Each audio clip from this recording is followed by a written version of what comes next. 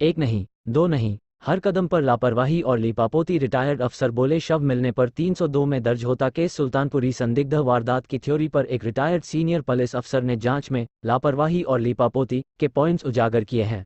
उन्होंने नाम न छापने की शर्त पर कहा कि पुलिस की प्रैक्टिकल अप्रोच ये कहती है कि अगर कोई लड़की का बिना कपड़ों के शव मिला है, उसके शरीर पर चोट के निशान हैं और कोई उस समय चश्मदीद नहीं मिला, तो पुलिस अफसर को खुद से संज्ञान लेकर सबसे पहले 302 में केस दर्ज करना चाहिए था। इसके बाद जो साक्ष्य और तथ्य सामने आते, उसी हिसाब से केस की जांच की जा सकती थी। अफसर के मुताबिक बेशक जांच कर रही पुलिस का दावा है कि कुछ ही घंटे में एक्सीडेंट करने वाली कार को ट्रेस कर लिया था।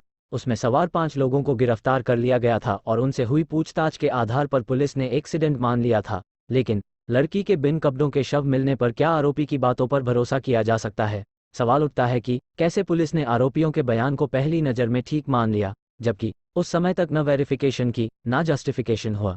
आरोपी के बयान को ही आधार मानकर आईपीसी सेक्शन नहीं जोड़े जा सकते। चूंकि लड़की बिन कपड़ों के मिली है, इसलिए यह मामला गंभीर है। अगर न्यूड न मिली होती तो एक बार को एक्सीडेंट की थ्योरी पर भरोसा किया जा सकता था। रिटायर्ड अफसर के मुताबिक वारदात की थ्योरी साबित करने के लिए कहा यह जा रहा है कि कार सवार नशे में धूत थे, इसलिए उन्हें मालूम नहीं चला। ये दलील अपने आप में ही सवालों के घेरे में है। मान लीजिए कार में सवार नशे में थे और उन्हें होश नहीं था, तो फिर कार कहीं और क्यों नहीं टकराई? जितने सीसीटीवी दिखे हैं उसमें कार सही तरीके से चलती दिख रही है, टर्न भी लेती है। जाहिर कार चलाने वाला पूरे होश हवास में था। वह दोनों तरफ से करीब 26 किलोमीटर तक बिना किसी से टकराए गया और आया।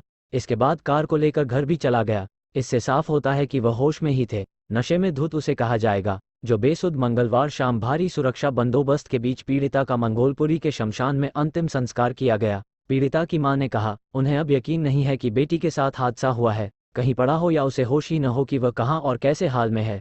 इस केस में कार सवार आरोपियों को होश था।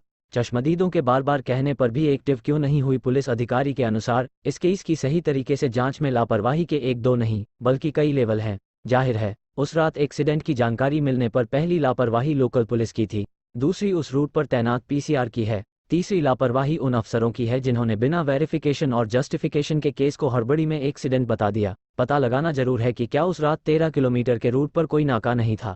अगर था तो पुलिसकर्मी क्या कर रहे थे? चश्मदीदों के बार बार कहने पर पुलिसकर्मी एक्टिव क्यों नहीं हुए? अफसर के मुताबिक इनमें कईयों पर कार्रवाई आने वाले समय में जरूर होगी। मृतका और उनकी सहेतली पार्टी के लिए विस सुल्तानपुरी केस में मंगलवार को एक होटल के स्टाफ ने अपने बयान में कहा है कि दोनों लड़कियां, मृतका और उसकी सहेली, रोहिणी सेक्टर -23 स्थित होटल में पार्टी के लिए आई थी। मैनेजर का दावा है कि दोनों ने अपने नाम पर कमरा बुक किया था, जिसकी रजिस्टर में एंट्री भी है। आई थी होटल मैनेजर थी, जिसके बाद स्टाफ ने उन्हें बाहर कर दिया। लेकिन नीचे आने के बाद भी दोनों लड़कियां आपस में लड़ती रहीं। नीचे आस पड़ोस वालों ने रोका तो वे स्कूटी पर बैठकर चली गई। उसका कहना है कि होटल के बाहर लगे सीसीटीवी कैमरे की फुटेज पुलिस ने जब्त की है, जिसमें दोनों बाहर निकलते दिख रही हैं। उसके बाद वे एक दूसरे से झगड़ती नजर आ रही हैं। वहां मौजूद कुछ लड़के उन्हें समझाने की कोशिश कर रहे हैं। उसके बाद वे एक स्कूटी पर बैठकर वहां से चली गई। मैनेजर के अनुसार दोनों लड़कियां शाम करीब 7:30 के आसपास आई थी और वे रात 1:15 बजे के आसपास होटल से निकली। उसके मुताबिक उनके कमरे में लड़ाई हो रही